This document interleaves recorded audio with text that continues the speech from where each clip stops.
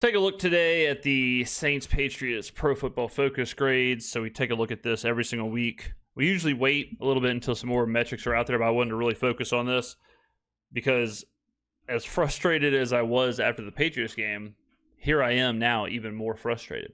Okay, so here are the offensive grades from Pro Football Focus for the Saints Patriots game. All right, let's just show the Patriots first.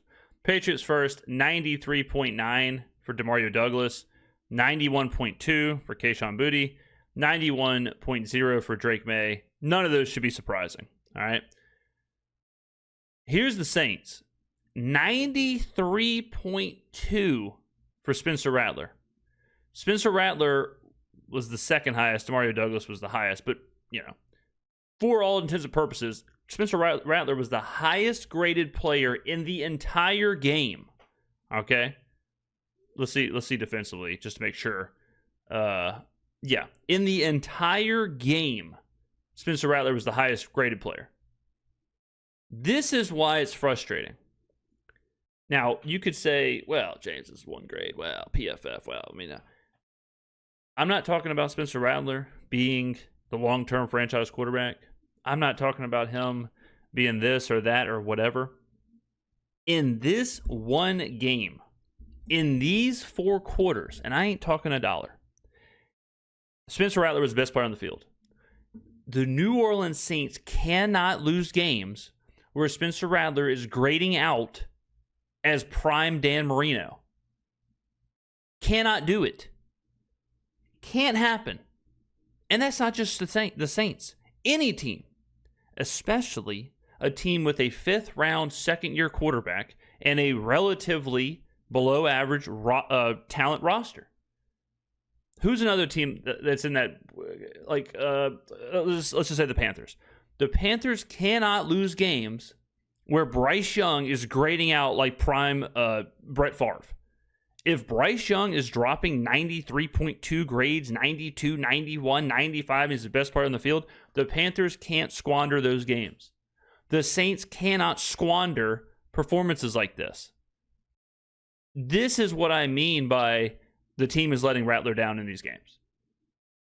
And it's insane that he has these grades, even if you're like, well, Pro Football Focus's grades or whatever, let's bump it down to an 83. If you bump it down to an 83, he's still far and away the best player on offense. And coming into the season, what was the biggest question mark? And that's why it's just so damn frustrating. Coming into the season, the biggest question mark was the quarterback room. Is it going to be Tyler Shuck? Is it going to be Spencer Rattler? Does it matter? Are they both ass? What about Derek Carr? Can we bring him back? What's he doing on the Homegrown Network? A lot of questions, right? That's why everyone had us graded as the 32nd team. That's why everyone had us as the worst team in the NFL, because of the quarterback position. Lo and behold, week in and week out, the quarterback position is the most consistent and best performing position on the entire damn team. And the rest of these guys cannot figure it out. The rest of these guys cannot get it together to win games with a quarterback play at the most important position in the NFL when you have a quarterback play this good for 4 quarters. At home, you get this production from the quarterback position and you lose the game because of drops, because of fumbles, because of penalties. Sickening. It's like if watching this game and being like, man, Drake May doing Drake May things, you know what I mean? Like Drake May willed his way to win. Well, yeah.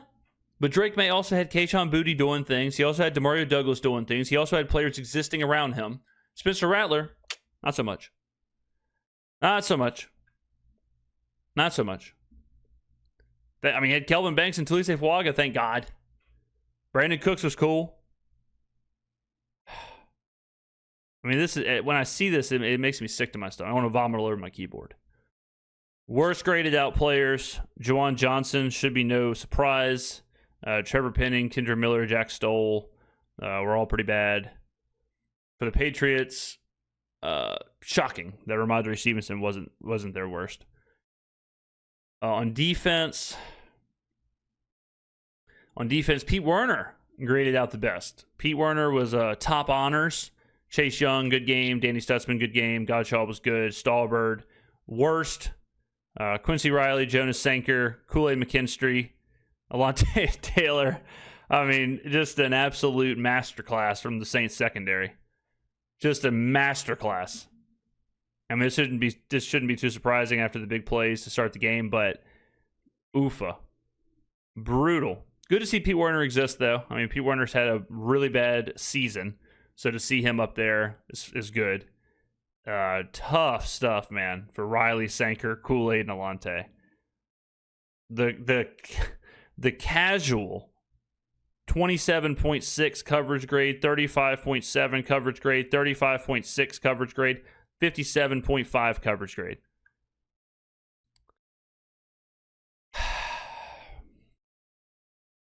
Ugly. Not good at all. Did we do the Patriots? Just check. Patriots, Charles Wood, Christian Ellis, Marcus Jones, Robert Spillane. They're top honors there. And if we go to Sumer Sports, so they do like a breakdown, like an analytical breakdown review of every game or whatever. The main thing that you want to see here, the interesting thing, is this.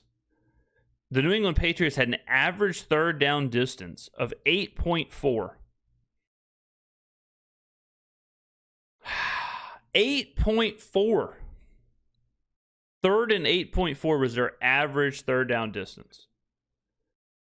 Didn't matter. All right. You can look at the other stuff. Success rate. So there's a chart that comes out every single week. It's like it compares success rate, and success rate's a good indicator of like how bad you actually got beat. If a team lost with a really high success rate, usually that leads to like a fake box score, and you usually want to bet on or against. We did this last week with the Jaguars and the Chiefs. The Jaguars got the win against the Chiefs. They should not have been anywhere near winning that game. They lost a YPP, they lost turnover, they lost time of possession, they lost total yards. They somehow won the game. We said, hey, you might want to fade the Jags and bet on the Chiefs. What happens the following week? Jags lose, Chiefs beat the Lions. It's funny how that works out. But success rate, pretty similar. Right? 49.2% for the Patriots, 46.4% for the Saints, which not really surprising because this is a one-possession game. All right, it's a one-possession game. That's how that usually plays out. This has been the story. The story for the Saints defense has been early down EPA and then late down success rate. The Saints have been good defensively at getting to third and longs. But for some reason, I mean, this is a straight up like mystery. For some reason, they cannot get stops on third and long. During the game, it was 3rd and 12, and I remember thinking, I can't watch this. It was 3rd and 21 at one point, and I was like, I can't watch this. 3rd and 31. I was not comfortable until I saw Rashid Shaheed field the punt. 3rd and 31. Okay? So if you go through some of these other metrics, I mean, explosive play rate, obviously, obviously our explosive play rate and our EPA pass allowed are going to be bad because of the plays early on. So that's, not surprising there. Success rate allowed, just a flip of the success rate, but just from a defensive side of things. So the numbers are a little different. But let's see. Anything else here? Not much else to notice there. But yeah, I just couldn't believe this. Like, I just couldn't believe when I saw these grades come through that we are 1-5 and we're getting play like this from the quarterback position. I mean, if you would have told me before the season, if I said, well, we're going to have games where Spencer Rattler is like a 93 PFF grade, you'd be like, damn, we might be sneaky good. No, we lose these games. No, we drop these. We drop these at home. I don't know. I mean, and I think, like the conversation, and it's not just me.